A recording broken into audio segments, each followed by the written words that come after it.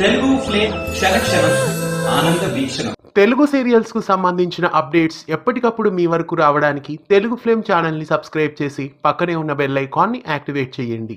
ప్రేమ ఎంత మధురం serial G తెలుగులో ప్రస్తుతం 9 గంటలకి ప్రేక్షకులని ఆకట్టుకుంటుంది. అయితే వచ్చే వారం నుండి ఈ సీరియల్ టైమింగ్స్ ని మార్చేసి 10 గంటలకి షిఫ్ట్ చేస్తున్నారు. అయితే ప్రేమ ఎంత మధురం సీరియల్లో లీప్ రాబోతోంది. కళ్యాణ వైభోగం సీరియల్ టైమింగ్స్ చేంజ్ అయిన తర్వాత కూడా పిల్లల కథని ప్రారంభించి సీరియల్లో లీపును చూపించి మళ్ళీ పిల్లల్ని పెద్దవాళ్ళని చేసి మరో కథను మార్చారు.